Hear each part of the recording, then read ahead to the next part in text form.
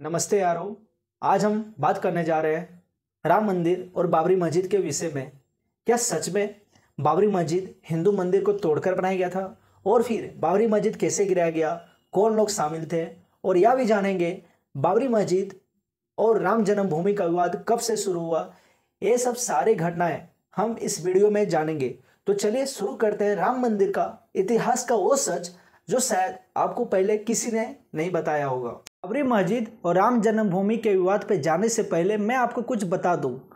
1526 ईस्वी में बाबर ने पानीपत की पहली लड़ाई में दिल्ली के सुल्तान इब्राहिम लोदी को हराया था और यही वो समय था जब मुगल साम्राज्य की शुरुआत भारत में हुई थी। 1528 में मुगल साम्राज्य के सेनापति मीर बाकी ने बाबरी मस्जिद को बनवाया था बाबर के आदेश पे, और यह बाबरी मस्जिद का नाम भी पड़ा था बाबर के नाम पे। और फिर कुछ साल के बाद यानी 1767 में बाबरी मस्जिद के बारे में एक डिस्क्रिप्टो इंडिया बुक में कुछ जिक्र किया गया। इस बुक के ऑथर बता रहे थे कि यहाँ का जो लोकल पॉपुलेशन है वह लोग बोल रहे थे कि यह जो बाबरी मस्जिद बनी है वह रामलला की मंदिर को तोड़कर बनाई गई है, पर यह भी बुक पूरा तरह से क्लियर एविडेंस नहीं दे पा रही थी। फिर 1853 में पहला रिलीजियस वायलेंस हुआ हिंदू और मुस्लिम पक्ष के बीच में।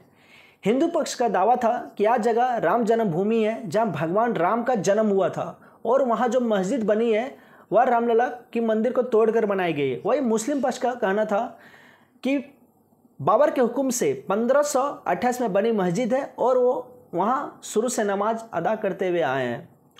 फिर 5 साल बाद यानी 1858 में निहान सिख लोगों ने बाबरी मस्जिद के अंदर जाके दावा किया कि यह जगह राम जन्म स्थल है। यह पहली बार था जब किसी ने अपना धार्मिक हक जताया।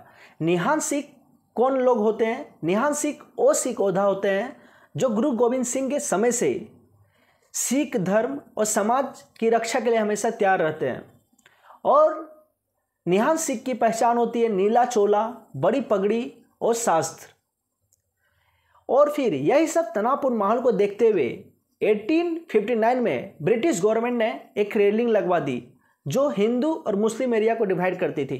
अंदर वाले हिस्से को मुस्लिम पक्ष को दिया गया और बाहर वाले हिस्से को हिंदू को दिया गया पूजा करने के लिए। हम ऐसे पहलू में जा रहे हैं जब पहली बार किसी ने राम मंदिर के लिए कोर्ट का दरवाजा खटखटाया। चले क्या हुआ जानते हैं। 1885 में महंत रघुवीर दास ने फैजाबाद डिस्ट्रिक्ट कोर्ट में एक सिविल फाइल प्ले किए।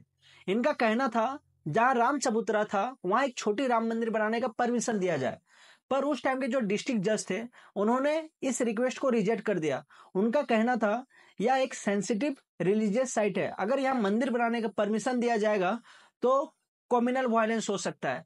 फिर 22 से 23 दिसंबर 1949 की रात को बाबरी मस्जिद के अंदर एक बहुत बड़ा और चौंकाने वाली घटना घटी। राम और सीता जी की मूर्तियां किसी ने बाबरी मस्जिद के अंदर रख दिया। फिर उसके अगला दिन भक्तों लोगों का भीड़ लगने लगा मूर्तियां देखने के लिए। यही सबको देखते हुए 1950 में बाबरी मस्जिद और राम जन्मभूमि विवाद एक महत्वपूर्ण लीगल मोर्चे पे पहुंचा जब सरकार ने सीआरपीसी सेक्शन 145 के तहत बाबरी मस्जिद का कंट्रोल अपने हाथ में ले लिया। सीआरपीसी सेक्शन 145 क्या होता है चलिए जानते हैं। जब किसी जमीन या प्रॉपर्टीज पर दो पार्टीज के बीच में कब्जे को लेकर झगड़ा हो और इस झगड़े के चलते लगा हो कि जनता की शांति भंग हो सकती है, तब डिस्ट्रिक्ट मजिस्ट्रेट या फिर एग्जीक्यूटिव मजिस्ट्रेट उस प्रॉपर्टी का टेम्पोररी कंट्रोल ले सकते। फिर उसके बाद फैजाबाद के डिस्ट्रिक्ट मजिस्ट्रेट ने बाबरी मस्जिद कॉम्प्लेक्स को डिस्प्यूटेड साइट डिक्लेयर कर दिया और पूरे एरिया को, पूरे स्ट्रक्चर को लॉक कर दिया। फिर 30 साल बाद यानी 1980 के दौरान बीएचपी ने संघ परिवार के साथ मिलकर एक मूवमेंट चलाया। इस मूवमेंट चलाने का मूल उद्देश्य था बाबरी मस्जिद के स्थान पर राम जन्मभूमि मंदिर का पुनर्निर्माण करना। फिर इसके बाद बीएचपी ने मंदिर के निर्माण के लिए हिंदू जनता से डोनेशन और राम नाम की ब्रिक्स इकट्ठा करने लगे। फिर 6 साल बाद यानी 1 फरवरी 1986 के दौरान बाबरी मस्जिद और राम जन्मभूमि विवाद का इतिहास का एक बहुत बड़ा मोड़ था। क्या हुआ था इस दिन चले जानते हैं। उस टाइम के फैजाबाद के डिस्ट्रिक्ट जज केएम पांडे ने एक हिस्टोरिक ऑर्डर दिया। उन्होंने बाबरी मस्जिद का ताला खोलकर हिंदू भक्तों को अंदर जाके पूजा करने की अनुमति दे दी। इस पर पॉलिटिकल इम्पैक्ट क्या पड़ा? विश्व हिंदू परिषद ने इस डिसीजन को अपना जीत बताया, वही मुस्लिम ऑर्गेनाइजेशन ने इस फैसले का विरोध किया। मुस्लिम ऑर्गेनाइजेशन ने बोला यह एक तरफा एक्शन है। यह इंसिडेंट हिंदू मुस्लिम टेंशन और नेशनल लेवल एगिटेशन का शुभ आरंभ बन गया। 1989 में रामलला बने एक लीगल पार्टी, एक कोर्ट केस में जहां डिस्प्यूटेड जमीन पर उनका भी अधिकार दिखाया गया। और फिर 1989 तक बीएचपी ने देश भर में रामशिला पूजा कैंपिंग के जरिए एक मैसिव सपोर्ट जमा कर लिया था। और तब के प्राइम मिनिस्टर राजीव गांधी की कांग्रेस सरकार पर प्रेशर बढ़ता जा रहा था। हिंदू भावनाएं और पॉलिटिकल प्रेशर दोनों एक्टिव थे। और फिर 9 नवंबर 1989 को राजीव गांधी की कांग्रेस सरकार ने बीएचपी को सिलेंस करने की परमिशन दे दी और उस समय के तत्कालीन होम मिनिस्टर बूटा सिंह ने यह ऑफिशियल परमिशन पर्सनली बीजेपी के लीडर अशोक सिंघल को भी दी। और फिर सरकार ने कहा कि डिस्प्यूटेड लैंड पे सिलेंस नहीं होना चाहिए, बल्कि कोई साइट वैकेंट एरिया में होना चाहिए। हम ऐसे मोड पे जा रहे हैं जब बाबरी मस्जिद के प्रति कुछ होने वाला था। क्या हुआ था, चलिए जानते हैं। 6 दिसंबर 1992 को विश्व हिंदू परिषद और भारतीय जनता पार्टी ने अयोध्या में एक महारैली का आयोजन किया था। और इस रैली में लगभग 1.5 लाख लोग कार सेवक आए हुए थे। और यह कार सेवक अलग अलग राज्यों से आए हुए थे। और इन कार सेवक का एक ही लक्ष्य था, राम जन्मभूमि पे भव्य मंदिर बनाना। और कार सेवक मतलब होता क्या, चलिए जानते हैं। जो भगवान की सेवा के लिए हमेशा लगे हुए रहते हैं बिना स्वार्थ का। और इस रैली का मकसद क्या था, सिंबॉलिक कार सेवक यानी भजन पूजन और शांति से प्रोटेस्ट करना। लेकिन ग्राउंड रियलिटी पर कुछ और ही हो रहा था। लोग भड़के हुए नारे लगा रहे थे, जैसे कि एक धक्का और दो, बाबरी मस्जिद तोड़ दो। और फिर दोपहर के आसपास कुछ कार सेवक बाबरी मस्जिद के गुम्बद पर चढ़ गए।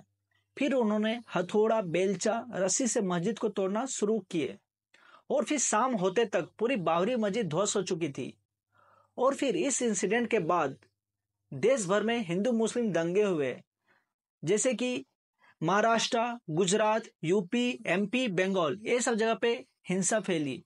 2000 प्लस लोगों की जान गई। इस घटना के बाद राम मंदिर इशू एक नेशनल पॉलिटिकल एजेंडा बन गया। और फिर 7 दिसंबर 1992 को द न्यूयॉर्क टाइम्स एक रिपोर्ट निकाला। फिर उसमें बोला गया कि लगभग पाकिस्तान के अंदर 30 हिंदुओं मंदिर पे अटैक हुआ, किसी में फायर हुआ और एक हिंदू मंदिर को तोड़ दिया गया। यही सेम सिचुएशन बांग्लादेश के हिंदू मंदिर पे भी हो रहा था। फिर मस्जिद ध्वस्त होने के 10 दिन बाद यानी 16 दिसंबर 1992 को इस इंसिडेंट को इन्वेस्टिगेट करने के लिए सेंट्रल गवर्नमेंट ने एक लैबरेहन कमीशन बनाया। इस कमीशन बनाने का मूल उद्देश्य क्या था, चलिए जानते हैं।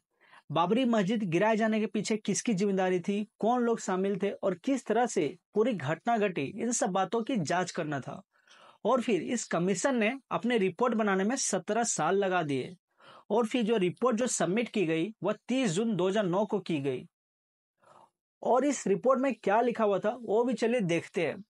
संघ परिवार यानी आरएसएस, बीएचपी, बीजेपी को बाबरी मस्जिद तोड़ने का जिम्मेदार बताया गया। टॉप बीजेपी लीडर जैसे एलके आडवाणी, मुरली मनोहर जोशी, उमा भारती के ऊपर भी सवाल उठाए गए। पुलिस और एडमिनिस्ट्रेशन की भी नाकामी का जिक्र किया गया। और यह भी लिखा गया था यह एक साजिश थी, कोई स्पॉन्टेनियस नहीं थी। और इस रिपोर्ट की खास बात क्या था वो भी चलिए देखते। यह इंडिपेंडेंट इंक्वायरी इंडिया के इतिहास की सबसे लंबी चलने वाली कमीशन थी।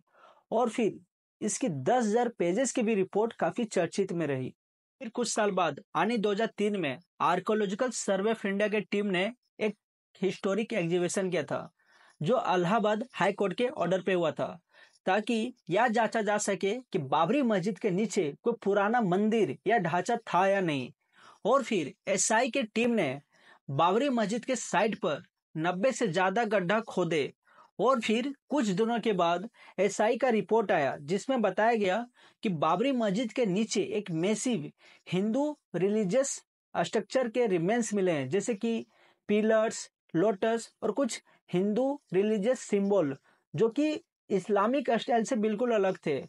और फिर एसआई ने यह नहीं कहा कि वो राम मंदिर ही था, लेकिन उन्होंने यह जरूर कहा कि वहां एक नॉन इस्लामिक रिलीजियस स्ट्रक्चर पहले से था जिसे तोड़कर मस्जिद बनाई गई है। 5 जुलाई 2005 को 5 आतंकवादियों ने अयोध्या में स्थित अस्थायी राम मंदिर पर आतंकी हमला करवाया था। इस हमले करवाने का मकसद क्या था, हिंदू मुस्लिम टेंशन को फिर से भड़काना और फिर राम मंदिर मूवमेंट को वायलेंट टर्न देना। हालांकि पांचों आतंकवादियों को मार गिराया गया हमारे सीआरपीएफ जवानों के द्वारा। बाद में इन्वेस्टिगेशन करने के बाद पता चला यह अटैक पाकिस्तान के बेस्ड टेररिस्ट ग्रुप लश्कर ए तैयबा ने प्लान किया था। फिर 2010 में Allahabad high court verdict Ram जन्मभूमि और बाबरी मस्जिद विवाद का एक हिस्टोरिक टर्निंग पॉइंट था, जिसमें कोर्ट ने पहली बार प्रॉपर्टी डिस्प्यूट को लीगली डिवाइड करने का फैसला सुनाया, जिसमें बोला गया 1/3 हिस्सा रामलला विराजमान को, 1/3 हिस्सा डेनमोही अखाड़ा को और 1/3 हिस्सा सुन्नी वक्फ बोर्ड को दिया जाएगा। कोर्ट ने कहा बाबरी मस्जिद को उस जगह पे बनाया गया था जहां पहले एक नॉन इस्लामिक स्ट्रक्चर था, पर यह फैसला सभी को सेटिस्फेक्शन नहीं दे पाया। वही हिंदू पक्ष ने इस फैसले को अपना जीत बताया, वही मुस्लिम पक्ष ने इस फैसले का विरोध किया। फिर सबने मिलकर सुप्रीम कोर्ट में अपील की। फिर 9 मई 2011 को सुप्रीम कोर्ट ने इलाहाबाद हाई कोर्ट के 2010 वाले फैसले पर रोक लगा दी।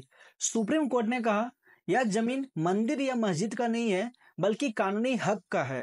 फिर कुछ साल बाद यानी 9 नवंबर 2019 को राम जन्मभूमि और बाबरी मस्जिद विवाद का अंतिम और ऐतिहासिक फैसला आया, जिसने सदियों पुराने झगड़े पर कानूनी मुहर लगा दी। कोर्ट ने फैसला दिया कि पूरी 2.77 एकड़ की विवादित जमीन रामलला विराजमान को दी जाएगी।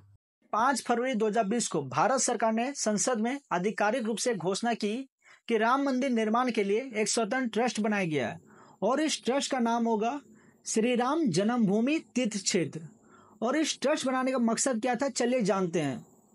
मंदिर का निर्माण करना, मंदिर के संचालन, देखरेख और सेवा की जिम्मेदारी लेना और सुप्रीम कोर्ट के आदेश के अनुसार पारदर्शी काम करना। और इस ट्रस्ट में शामिल कौन कौन लोग थे, चलिए वो भी जानते हैं। धार्मिक गुरु और संत, एक दलित प्रतिनिधि, केंद्र सरकार और राज्य सरकार की प्रतिनिधि और अयोध्या निवासी। फिर 2 दिन बाद यानी 7 फरवरी 2020 को 5 एकड़ जमीन मस्जिद बनाने के लिए अयोध्या शहर से 22 किलोमीटर दूर धानेपुर विलेज में दिया गया। फिर 5 अगस्त 2020 को प्रधानमंत्री नरेंद्र मोदी ने अयोध्या में राम मंदिर का भूमि पूजन किया और फिर यहीं से शुरू हुई एक नए युग की शुरुआत। और फिर 22 जनवरी 2024 को यह दिन भारतीय इतिहास और आस्था का एक नया ऐतिहासिक मोड़ बन गया। इसी दिन अयोध्या में रामलला को नए भव्य मंदिर में प्राण प्रतिष्ठा किया गया। यह थी पूरी राम मंदिर की स्टोरी। अगर आपको यह कहानी अच्छी लगी होगी तो वीडियो को लाइक करें और चैनल को सब्सक्राइब जरूर करें। जय हिंद।